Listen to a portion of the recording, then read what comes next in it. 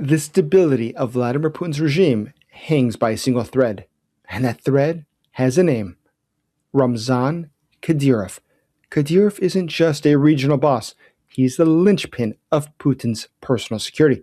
Now, remember, Chechnya is the only region inside of the Russian Federation that has brought Moscow to its knees before.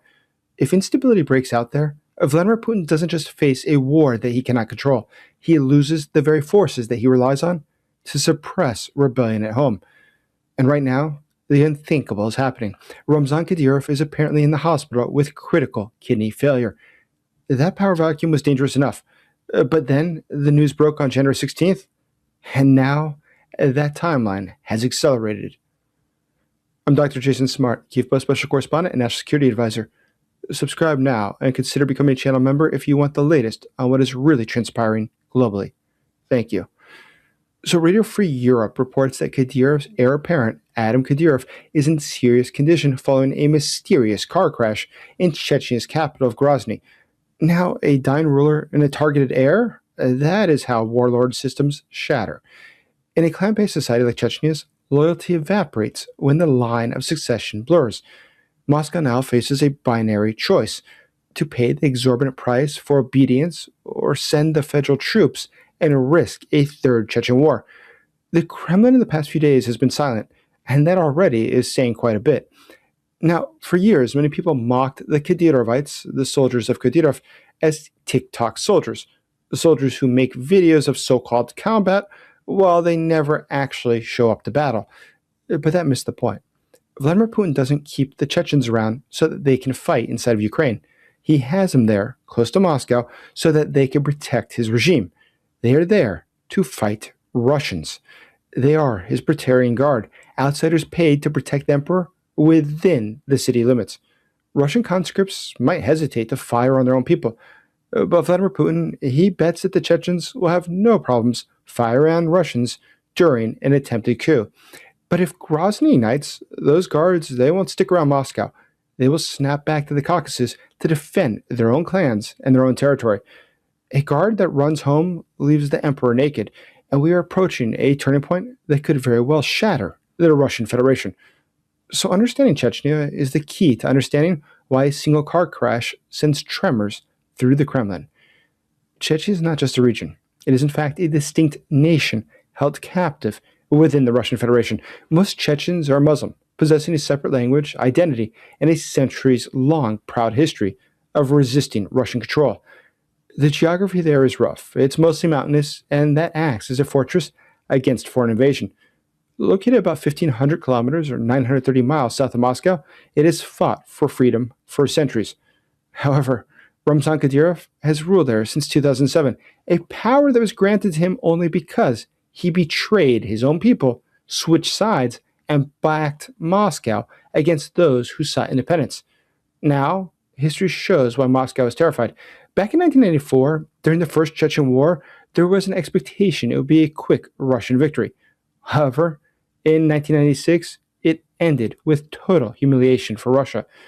Despite throwing major ground forces at the fight, Russia failed to hold the country, and the cost for that was staggering.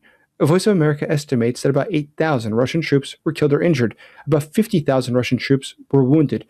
Now, Russia burned through its best units without achieving any of its goals.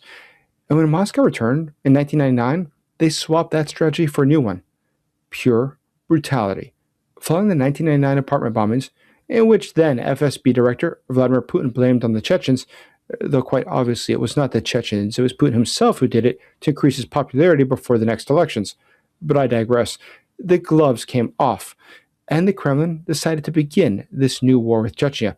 Siege warfare and heavy bombardment became the only way to win. And by 2003, the United Nations designated Grozny the most destroyed city on earth. Those are the stakes today. We see that Chechnya is a regime trigger because we see that it cannot be pacified. It must be obliterated if you wish to take it. But a repeat of this sort of a war is simply impossible for Russia today. The war in Ukraine has consumed the military bandwidth that Putin would need for a third Chechen war. And that is why the succession plan was so critical. The Kremlin had treated the rise of Adam Kadyrov as being inevitable. Kadyrov's entire life had been choreographed. He was supposed to be the crown prince, that he would surely take over. He won prestigious awards, such as the Hero of the Chechen Republic. He got that for beating up a prisoner who had allegedly blasphemed Islam. From there, his life just kept getting better. In April 2025, Ramzan, his father, appointed his son Adam to become the secretary of Chechnya's Security Council. We saw later on that his own brother, Akhmat, became the deputy prime minister of Chechnya. But this is all sent a message. This was being done to show that the Kadyrov clan owns the Chechen state. But when the air falls, the system begins to crack. With Adam critically injured, the vacuum is real. Ukraine-backed independence figures like Ahmed Zakayev are watching carefully. They know that if the Kadyrov family looks mortal, the momentum begins to shift. And if Chechnya reopens as a front, Moscow has no reserves left to stop it. Now, succession chaos isn't a tragedy for everyone. In fact, there are many groups who would gain from it. For instance, rival Chechen factions who smell blood. They understand that if they are able to take control, that means they will get command of budgets, appointments, and armed formations, which then allows you to run protection rackets and skim subsidies. But there's also the Kremlin security managers. They would win from this as well. Moscow has always preferred a weak boss who depends on the center over a strong dynast who bargains as an equal. A weakened heir makes Chechnya easier to manage. It's easier to do with both leverage and replacement. But then there's also the excluded patronage networks that are also ready to make a move. If Adam's rise squeezed contracts and immunity into a smaller circle, the men left out wouldn't just wait around politely. They would strike the moment that the top looked unstable. But make no mistake, a new fight in Chechnya is beyond Vladimir Putin's capacities today. The 1990s proved that Chechnya cannot be pacified by normal policing. It requires massive force and catastrophic destruction to impose control. Ukraine has already drained the troops, the equipment, the money, and the internal security necessary for that sort of an operation. A second internal front would demand fresh units and constant reinforcements. Vladimir Putin would have to pull internal troops like Rosgvardia, the Russian National Guard, which is under his friend Viktor Zolotov, his former bodyguard. They would have to come from places like the occupied territories in order to assist with the emergency containment. But that creates a double danger. A reassignment weakens Russia's grip on the occupied Ukrainian territories. But Rosgvardia also matters in Moscow. They're necessary there because they're the ones to prop up the regime if there's problems back home. Without them, the regime is in jeopardy. So, considering how weak the Putin regime is right now, that's why you too should help the Ukrainian soldiers get more life-saving drones and other supplies. Please check out the first pinned comment below with the question of the day. Right below it, you'll see how you too can help defeat Russia. Thank you. What we are seeing right now is the very definition of overstretch. You cannot fight a war both of conquest and a war of suppression simultaneously. The war in Ukraine is the drain that makes every internal shock more dangerous. British linked reporting has described how there's a horrific 27-1 kill ratio near Kupiansk. Loss ratios like that burn through trained manpower faster than replacements can be prepared. The rear, we see, is also vulnerable. In fact, the Kyiv Post reports that the resistance group Atesh claimed sabotage of an electrical substation near Bryansk. Internal groups inside of Russia are seeking to overthrow the Putin regime. It shows you how very weak the center has become. But the timing could not be worse for Moscow. War burns cash, and Chechnya is nothing else but a cash problem. The Kadyrov alignment with Moscow is not ideological. It is transactional. Investigations have shown that roughly 94% of Chechnya's expenditures are subsidized directly by Moscow. So if that money stream tightens, the contract between them begins to weaken. And financial pressure is spiking because loyalty payments always rise during instability. Kommersant reports that China halted electricity imports from Russia starting on January 1st over pricing disputes. Beijing is already signaling it will not subsidize Moscow's war economy. And this is forcing the Kremlin to choose: fund the war or fund Chechen loyalty. Now, revenue pressure means tighter subsidies, and purchase loyalty does not function on credit. As the cash dries up, we see that the Kremlin is forced to use fear as its main tool. But fear is itself a double-edged sword. It can suppress dissent, but it also breeds resistance. Rising repression makes loyalty brittle, and brittle loyalty is what detonates succession crises. And that is why the Chechen elites right now are making their own calculations. Can Moscow still guarantee the Kadyrov contract? Simultaneously, the Kremlin elites are calculating if Vladimir Putin still has a reliable guard to protect his throne. Doubt about the guard makes the elite's betrayal very believable, quite thinkable. And betrayal becomes possible when fear no longer looks permanent. And today, everyone sees Vladimir Putin has a finite capacity to fight on multiple fronts. Overstretch is why foreign partners fall away and internal threats begin to multiply. But the threat isn't just internal to Chechnya, it is the blast radius that follows a collapse.